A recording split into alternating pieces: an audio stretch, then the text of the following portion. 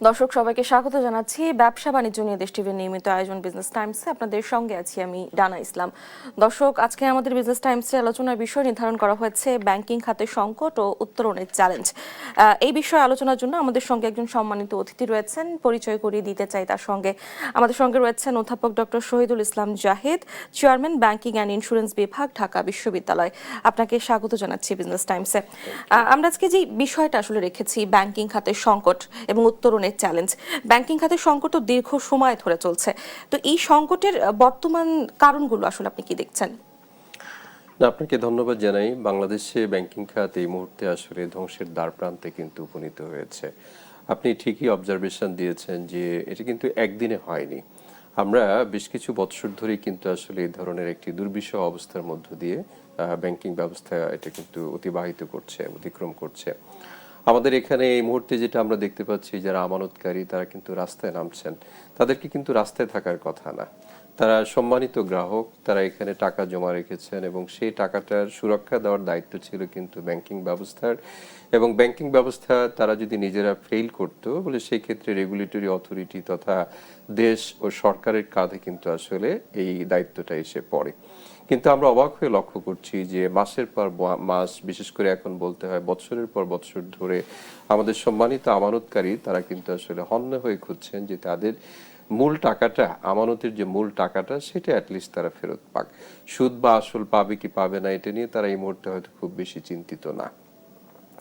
এটা যদি শুধুমাত্র এক বা দুইটি ব্যাংকের ক্ষেত্রে প্রযোজ্য হতো সেটাও হয়তো কোনোভাবে সামাল দেওয়া যেতে পারত, কিন্তু আমরা এটাও লক্ষ্য করছি যে একাধিক ব্যাংক, বিশেষ করে ইসলামী যে ব্যাংকিং প্রতিষ্ঠানগুলো আছে সেই প্রতিষ্ঠানগুলো কিন্তু আসলে সবচেয়ে দুর্বিষহ অবস্থায় রয়েছে। কিন্তু নিকট অতীতেও কিন্তু আসলে যে ইসলামী ব্যাংকিং যে প্রতিষ্ঠানগুলো ছিল তারা কিন্তু সবচেয়ে ভালো অবস্থানে ছিল। আপনি জেনে অবাক হবেন যে এই মুহূর্তে যে প্রতিষ্ঠানটিকে নিয়ে এই মুহূর্তে আজকেও আমরা এখানে আলোচনা করছি, কিন্তু ব্যাংকপাড়া তথা মতিঝিল এলাকায় কিন্তু একদল গ্রাহক ফোরামের নাম দিয়ে তারা কিন্তু আসলে রাস্তায় মানববন্ধন করছেন, স্মারকলিপি পেশ করছেন, কারা পরিচালক হবেন, কারা চেয়ারম্যান হবেন, এই ব্যাংক কিভাবে চলবে, এরকম সমস্ত কিছু নিয়ে তারা কিন্তু আন্দোলন করছেন।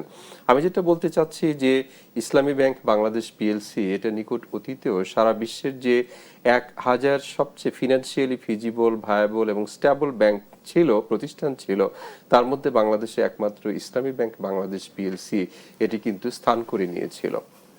আমাদের খুবই দুর্ভাগ্যের একটি বিষয় যে সেই ধরনের একটি প্রতিষ্ঠান ইসলামী ব্যাংক বাংলাদেশ পিএলসি তো বটেই, এ ধরনের আরো বেশ কিছু প্রতিষ্ঠান আজকে একেবারেই ধ্বংসের দ্বার প্রান্তে উপনীত হয়েছে।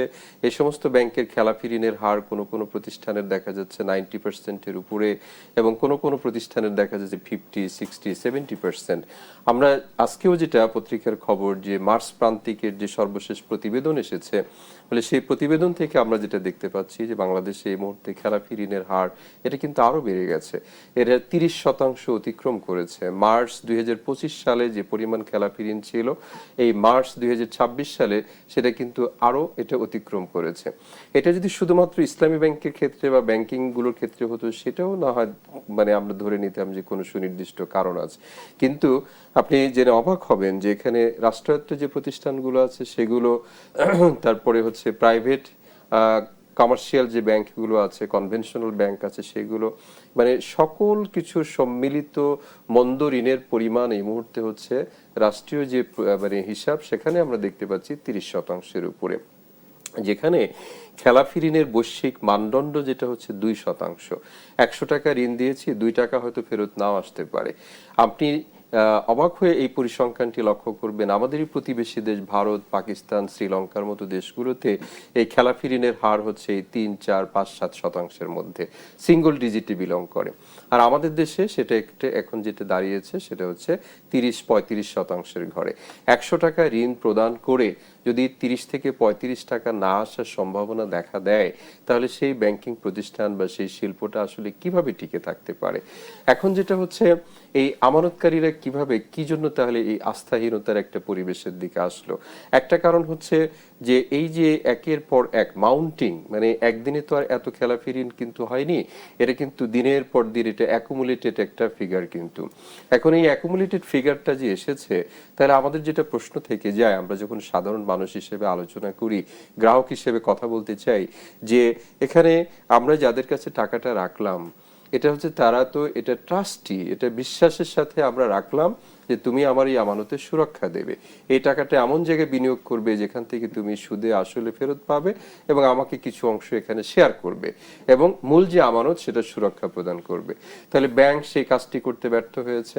তাহলে ব্যাংক যখন ব্যর্থ হলো, ব্যাংকের ম্যানেজমেন্ট যখন ব্যর্থ হয়, তার উপরের ধাপে যারা আছে, রেগুলেটরি অথরিটি আছে, বাংলাদেশ ব্যাংক ছিল, কেন্দ্রীয় ব্যাংক, যে কোনো দেশের যারা তফসিল দিয়ে থাকে, সেই রেগুলেটরি অথরিটির ভূমিকাটা তাহলে কি ছিল, সেটাও কিন্তু প্রশ্ন থেকে যায়। বলে বাংলাদেশ ব্যাংক যদি এখানে শৈথিল্য প্রদর্শন করেও থাকে, বাংলাদেশে অর্থ মন্ত্রণালয়ের অধীনে আরেকটি প্রতিষ্ঠান বা উইং আছে কিন্তু, যেটাকে আমরা বলি এফআইডি। এই এফআইডি বা ব্যাংকিং ডিভিশন যারা চালায়, পরিচালনা করে, সেখানে সচিব আছে, উপসচিব আছে, যুগ্ম সচিব আছে, আরো বিশাল ডাউস অর্গানাইজেশন, আমলাতান্ত্রিক কাঠামো আছে। সেই কাঠামো কিন্তু আসলে এই প্রতিষ্ঠানগুলোকে দেখভাল করার জন্য দায়িত্বে নিয়োজিত ছিল। আমরা সর্বশেষ যেটা দেখতে পাই সেটা হচ্ছে যে বিশেষ করে 2024-এর পট পরিবর্তনের পূর্বে যে সরকার ক্ষমতায় ছিল, সেই রাষ্ট্রীয় আনুকূল্যে, রাষ্ট্রীয় পৃষ্ঠপোষকতায় রাজনৈতিকভাবে দুর্বৃত্তায়নের কারণে কিন্তু আসলে বিশেষ গোষ্ঠী, বিশেষ মহল, বিশেষ শিল্প শ্রেণী, তারা কিন্তু আসলে এখান থেকে ব্যাংক থেকে লুটপাট করেছে। সেই টাকাটা জনগণের টাকা যে ফেরত দিতে হবে এরকম তাদের কোনো ধারণাই ছিল না। তারা মনেই করেছে যে অন্যের টাকা আমরা নিয়ে যাচ্ছি এবং এই টাকা হয়তো সামনে আর কখনো ফেরত দেওয়া লাগবে না। যদি এখানে আমি আরো একটু জানতে চাই, ব্যাংকের অস্থিরতা কমিয়ে আনার ক্ষেত্রে আমানতকারীদের আস্থা ফেরানোর অপেক্ষায় ঠিক আর কতদিন থাকতে হতে পারে? না, আমানতকারীরা সেদিনই শান্ত হবেন যখন তারা হচ্ছে রেগুলার স্বাভাবিক লেনদেন প্রবাহ যখন থেকে শুরু করতে সক্ষম হবে, তখন থেকে। কিন্তু আমরা যেটা একটু লক্ষ্য করেছি, বিশেষ করে বিগত অন্তর্বর্তী সরকার, মানে ইন্টারিম গভর্নমেন্ট যারা ছিলেন, তারা কিছুটা চেষ্টা করেছে অন্যান্য খাতের মতো ব্যাংকিং খাতেও সংস্কার প্রক্রিয়াটাকে এগিয়ে নিয়ে যাওয়ার জন্য। তারা সম্মিলিত ইসলামী ব্যাংক করেছে, যেখানে সবচেয়ে দুর্বল বা এরকম কিছু ব্যাংককে তারা হচ্ছে একত্রিত করে সম্মিলিত ইসলামী ব্যাংক নাম দিয়ে একটি প্রতিষ্ঠান চালু করেছে, লাইসেন্স দিয়েছে। আরো বেশ কিছু প্রতিষ্ঠানের তারা কিন্তু আসলে পরিচালনা পর্ষদ ভেঙে দিয়ে তারা তাদের এখতিয়ার বলে নতুন পরিচালনা পর্ষদ গঠন করে দিয়েছিল। কিন্তু ওই সময়টাতে আমরা যেটা লক্ষ্য করেছি যে সরকারের সিদ্ধান্ত সময়ের খুব বেশি কনসিস্টেন্সি ছিল না। তারা সকালে এক কথা বলতেন, বিকালে এক কথা বলতেন, এই বলতেন যে তোমাদেরকে যারা লিকুইডিটি ক্রাইসিসে আছো, তারল্য সংকটে ভুগছো, তোমরা সবল ব্যাংকের কাছে গিয়ে গ্যারান্টি স্কিমের আওতায় টাকা নিয়ে আসো। ওইটা যখন ব্যর্থ হলো তখন লিকুইডিটি সাপোর্ট স্কিম দেওয়া হলো, সেটাও যখন ব্যর্থ হলো তখন তারা হচ্ছে টাকা ছাপিয়ে এই সমস্ত ব্যাংকে দেওয়া শুরু করলো। আমার এখানে একটা প্রশ্ন থেকে যায় যে যেহেতু রাষ্ট্রীয় কোষাগার থেকে সরকার কিন্তু আসলে খুব বেশি দিন এই অর্থ সরবরাহ করে এই সমস্ত দুর্বল ব্যাংকে লিকুইডিটি ক্রাইসিস বা ফেল করছে এই ধরনের প্রতিষ্ঠানগুলোকে বাঁচিয়ে রাখতে সক্ষম হবে না। ব্যাংক চলবে হচ্ছে মূলধনের টাকায়, মূলধনের পরিমাণ 10% হতে পারে অথবা 12%, 15% হতে পারে। যারা দুর্বল ব্যাংক আছে, অনেক ব্যাংকের ক্যাপিটাল নেগেটিভ হয়ে গেছে, কিন্তু ব্যাংক আসলে পরিচালিত হয় 90% আমানত থেকে। আসলে মূলত হচ্ছে এই বিনিয়োগযোগ্য তহবিলের সিংহভাগ আসে হচ্ছে আমানতকারীদের তহবিল থেকে। আমানতকারীরা যদি আস্থাশীল না হন, তারা যেদিন থেকে মনে করবেন যে আমি এখানে টাকা রেখেছি, আমি আমার যখন প্রয়োজন তখনই হচ্ছে চেক দিয়ে এটিএম বুথ থেকে টাকা উত্তোলন করতে সক্ষম হব, যখন তারা এই আস্থার পরিবেশটা ফিরে পাবেন, তখনই মূলত হচ্ছে এই ব্যাংকগুলো এই যে প্রবলেমের মধ্য দিয়ে যাচ্ছে এই প্রবলেম থেকে উত্তরণ করতে পারে। সেটার জন্য সরকারের কিছু পদক্ষেপ গ্রহণযোগ্য হতে পারে। সবচেয়ে বড় যেটা, সেটা হচ্ছে সরকারকে কিছু দৃশ্যমান প্রক্রিয়া অবলম্বন করতে হবে। দেখাতে হবে ইতিপূর্বে এই সমস্ত প্রতিষ্ঠানে লুটপাটের সাথে যারা যুক্ত ছিলেন তাদেরকে দৃশ্যমান শাস্তির আওতায় নিয়ে আসা গেল কিনা, ব্যাংকে সুশাসন প্রতিষ্ঠিত করা গেল কিনা। যদি ব্যাংকে সুশাসন প্রতিষ্ঠিত করা যায় এবং হচ্ছে যোগ্য ব্যক্তিদেরকে এখানে পরিচালনা পর্ষদে অন্তর্ভুক্ত করে একটি আস্থার পরিবেশ সৃষ্টি করা সম্ভব হয়, রেগুলেটরি অথরিটি তাদের যদি তদারকি মানে আরো দক্ষতার সাথে, মুন্সিয়ানার সাথে এখানে ইম্পোজিশন করা সম্ভব হয়, আমার কাছে মনে হয় জনগণ তো তাদের সম্পদ, এখানে বাংলাদেশে তো পুঁজিবাজার ডেভেলপ করেনি এবং বন্ড মার্কেট সেভাবে ডেভেলপ করেনি, ফ্লারিশ করেনি। সুতরাং তারা কিন্তু তাদের যে কষ্টার্জিত সম্পদ উপার্জন, তার যে সঞ্চয়, সেই সঞ্চয়টা কিন্তু এখনো মানুষ মনে করে ব্যাংকই হচ্ছে তাদের আস্থা ভরসার স্থল। আমরা আলোচনায় ফিরবো, তবে একটি বিরতির পরে। দর্শক, এ পর্যায়ে নিয়ে নিচ্ছি একটি বিরতি, ফিরে আসছি বিরতির পরে, সঙ্গেই থাকুন।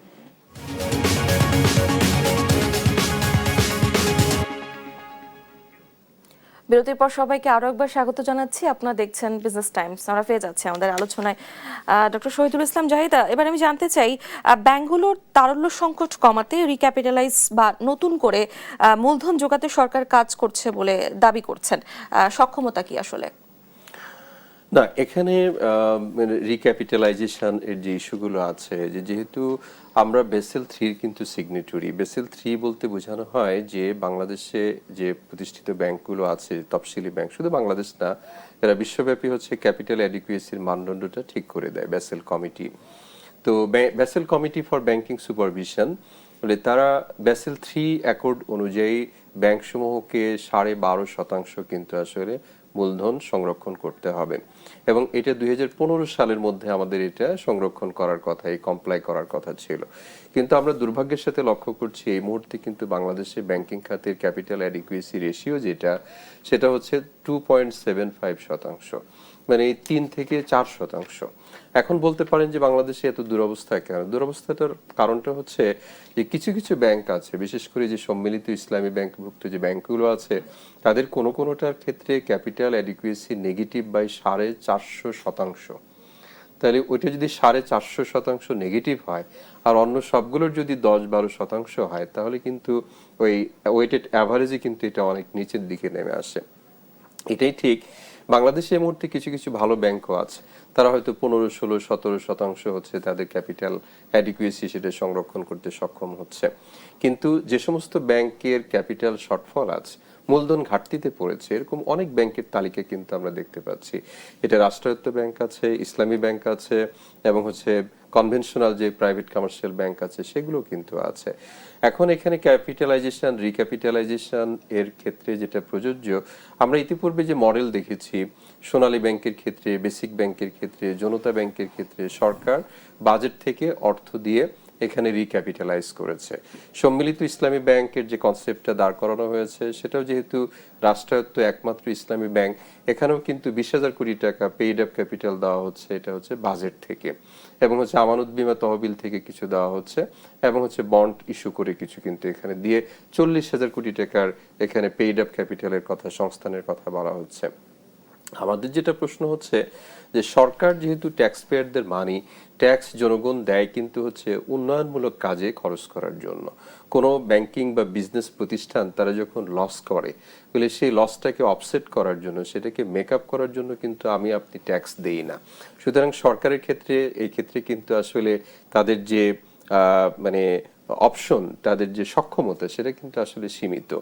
এই ব্যাংকগুলো যেটা করতে পারে, তারা হচ্ছে নতুন শেয়ার ইস্যু করতে পারে, কিন্তু সেই ক্ষেত্রটাও কিন্তু বাংলাদেশের ক্ষেত্রে কিন্তু তুলনামূলকভাবে সীমিত। বাংলাদেশে আপনি নিশ্চয়ই জানেন যে পুঁজিবাজার এর প্রতি জনগণের আস্থা একেবারেই তলানিতে। পুঁজিবাজারের প্রতি এখানে আস্থা তো নাই, নতুন যে শেয়ার ইস্যু করে এখানে যে এত বেশি মাত্রায় কারসাজি, এত বেশি মাত্রায় হচ্ছে দুর্বৃত্তায়ন হয়, যে এখানে যারা টাকা নিয়ে যাবে এখানে লস করার সম্ভাবনা সবচেয়ে বেশি থাকে। তো সুতরাং সরকার যেটা করতে পারে, যদি দেশি এবং বিদেশি কোনো স্ট্র্যাটেজিক বিনিয়োগকারী পায়, হ্যাঁ, বিদেশি কোনো বিনিয়োগকারী পেল যে কোনো একটা পার্টিকুলার ব্যাংক তাদের হচ্ছে মূলধন ঘাটতিতে পড়েছে, বলে এখানে 100, 200, 500 বা 1000 কোটি টাকা এখানে ক্যাপিটালাইজ করা দরকার। সরকার যদি তাদের এই সক্ষমতাটাকে কাজে লাগিয়ে বিদেশি যারা গোষ্ঠী আছে, মানে তারা আগ্রহী যারা আছেন, তাদের সাথে নেগোসিয়েশনের মাধ্যমে কিন্তু এই সমস্ত ব্যাংকে রিক্যাপিটালাইজেশনের ক্ষেত্রে তারা হয়তো সিদ্ধান্ত গ্রহণ করতে পারে। তবে আমার কাছে যেটা মনে হয় যে ওই রিক্যাপিটালাইজেশন এটা একটি দীর্ঘমেয়াদী প্রক্রিয়া। সবচেয়ে বড় যেটা উপায় হতে পারে সেটা হচ্ছে জনগণকে আস্থায় ফেরানো। জনগণকে যদি আস্থায় ফেরানো সম্ভব হয়, যে যারা আমানতকারী আছে তারা যদি হচ্ছে ব্যাংকমুখী হয়, শুধুমাত্র আমানতকারীদেরকে দেখলে হবে না। ব্যাংক বাংলাদেশে যে বিজনেস পরিচালিত হয়, এখানে কিন্তু ব্যাংকিং সেক্টর ওতপ্রোতভাবে জড়িত। তো ব্যাংকিং সেক্টর ফর এক্সাম্পল তারা ফি কালেক্ট করতে পারে, কমিশন নিতে পারে, পাসপোর্টের বিল নিতে পারে, ফি নিতে পারে, আমদানি রপ্তানি বাণিজ্যে এলসি ওপেন করা, এই সমস্ত ক্ষেত্রে তারা যে ইনকামগুলো জেনারেট করে সেগুলোকে আমরা এক কথায় বলে থাকি অফ ব্যালেন্স শিট অ্যাক্টিভিটিস। সুতরাং যে সমস্ত ব্যাংক এই মুহূর্তে কিছুটা দুর্বল অবস্থানে আছে তাদেরকে তুলনামূলকভাবে এই কাজগুলো কিন্তু দেওয়া যেতে পারে। হ্যাঁ, যে এই ব্যাংকের মাধ্যমে পাসপোর্টের ফি নেওয়া যেতে পারে, বিআরটি এর যে কালেকশনগুলো আছে সেখানে দেওয়া যেতে পারে, সরকারের যে ট্যাক্স কালেকশন হয় সেগুলো কিন্তু এর মাধ্যমে দেওয়া যেতে পারে, বিদ্যুৎ বিল দেওয়া যেতে পারে। এগুলো দিয়ে সরকার আবার বিপদে না পারে তাদের কাছ থেকে একটা আন্ডারটেকিংও রাখা যেতে পারে যে না, আমরা তোমাদেরকে ব্যবসা দিচ্ছি এই জন্য যে তোমরা যাতে সুষ্ঠুভাবে ব্যবসায়িক কার্যক্রম পরিচালনা করতে পারো। এই টাকাগুলো আবার পরবর্তীতে ডিফল্টার হবে, সরকারকে ফেরত দেবে না, জনগণকে আমানত ফেরত দিতে তোমরা ব্যর্থ হবে, সেগুলো কিন্তু আসলে আমার কাছে মনে হয় সরকারের পূর্ব থেকে আগে থেকেই এক ধরনের পরিকল্পনা রাখা যেতে পারে। আরেকটা বিষয় সেটা হচ্ছে যে এই সমস্ত প্রতিষ্ঠানে আমরা দেখে এসেছি যে এখনো তারা হয়তো লস দিচ্ছে, কিন্তু এর একটি অংশ কিন্তু আসলে ম্যানেজমেন্ট দায় এড়াতে পারে না। সুতরাং যে সমস্ত প্রতিষ্ঠান ইতিমধ্যে লস দিচ্ছে বলে তাদের বোনাসের ক্ষেত্রে অথবা বেতন ভাতা বা ইনক্রিমেন্ট সেগুলোর ক্ষেত্রেও কিন্তু সরকার একটু দৃষ্টি দিতে পারে যে তোমায় যদি সক্ষমতা না দেখাতে পারো, তুমি যদি পারফরমেন্স ভালো দেখাতে না পারো, জনগণের আমানতের খেয়ানত করেছো, এই ধরনের কর্মকাণ্ডের সাথে যারা জড়িত সেই ব্যক্তি হোক বা প্রতিষ্ঠান হোক তাদের ক্ষেত্রেও কিন্তু খরচ কমানোর একটা কিন্তু আসলে প্রক্রিয়া এই যে ব্যাংকিং শুরু করা খাতে যেতে সাধারণ পারে। জনগণের আস্থা সংকট দিন দিন বেড়েই চলছে, এই আস্থা সংকট কাটিয়ে উঠতে ঠিক কতটা সময় লাগতে পারে, আদৌ কি মানে সম্ভব হবে কিনা? এটা অবশ্যই সম্ভব। কারণটা হচ্ছে যে আমরা যেটা বলি ব্যাংকিং এটা একটি খুবই সেনসিটিভ একটা সেক্টর, কিন্তু কারণটা হচ্ছে ব্যাংকিং ব্যবস্থাকে বাদ দিয়ে কোনো দেশের অর্থনীতি কিন্তু চলতে পারে না। এটা একটা অবশ্যম্ভাবী সেক্টর। এই সেক্টরটাকে বাদ দিলে আপনি দেশের আমদানি বলেন, রপ্তানি বলেন, কোনো কার্যক্রমই কিন্তু স্বাভাবিকভাবে পরিচালিত হবে না। আমাদের যে কোনো ফান্ড ট্রান্সফার মেকানিজম বলেন, এখানে আসলে কিন্তু ব্যাংকের ওতপ্রোতভাবে এখানে জড়িত থাকার বিষয়টা কিন্তু আছে। সুতরাং এটা অতি প্রয়োজনীয় একটি সেক্টর। এই সেক্টরটাকে জনগণের কাছে মানে আস্থার পরিবেশ তৈরি করার জন্য সরকারের উচিত হবে দৃশ্যমান কিছু পদক্ষেপ নেওয়া। যারা তছরূপের সাথে ইতিপূর্বে জড়িত ছিল তাদেরকে আইডেন্টিফাই করে দেশের যে প্রচলিত নিয়ম কানুন আছে, বিচার আচার আছে, ফলে তার প্রক্রিয়ার মধ্য দিয়ে নিয়ে যেতে হবে এবং সাথে সাথে এই সমস্ত ব্যাংকের সুশাসন প্রতিষ্ঠা করার ক্ষেত্রে দক্ষ, যোগ্য এবং মেধাবী মানুষদেরকে, জ্ঞানী মানুষদেরকে, যারা শীত দ্বারা মেরুদণ্ড খাড়া করে কথা বলতে পারবে, কাজ করতে পারবে, ওই যে রাজনৈতিক দুর্বৃত্তায়ন বা মাসল ম্যান, হ্যাঁ, পেশি শক্তির কাছে তারা তাদের মাথা বিকিয়ে দেবেন না, সিদ্ধান্ত বিকিয়ে দেবেন না, জনগণের স্বার্থে সিদ্ধান্ত গ্রহণ করবেন, এই ধরনের ব্যক্তিবর্গের সমন্বয়ে আমার কাছে মনে হয় ধরে ধরে এই সমস্ত প্রতিষ্ঠানের পরিচালনা পর্ষদগুলো সরকার ঠিক করে দিতে পারে। ব্যাংক খাতের অস্থিরতা আসলে কমবে কবে? ব্যাংক খাতের অস্থিরতা কমবে সেদিনই যখন জনগণ মনে করবে যে তারা তাদের আমানতের অর্থ ফেরত পাচ্ছে, ঋণ প্রবাহ যেটা এটা স্বাভাবিক হবে। আমরা এটা দেখেছি আজকের যেটা তথ্য পত্রিকায় যেটা দেখলাম যে আমাদের ঋণ প্রবাহ বেড়েছে, যদিও গত বছরগুলোর তুলনায় তুলনামূলকভাবে কমেছে। মানে ব্যবসায়িক প্রতিষ্ঠান, ব্যবসায়িক কার্যক্রম স্বাভাবিকভাবে পরিচালিত হতে দেওয়া উচিত। এখানে রাজনৈতিক হস্তক্ষেপ অথবা অন্য যে কোনো ধরনের ইনফ্লুয়েন্স থেকে যদি বিরত রাখা সম্ভব হয়, আমার কাছে মনে হয় আপনার যে প্রশ্নটা যে জনগণের আস্থা ফিরবে কবে, এটা তখনই সম্ভব যদি এখানে ওই ধরনের এক্সট্রাঅর্ডিনারি কোনো হস্তক্ষেপ থেকে যদি বিরত রাখা সম্ভব হয়।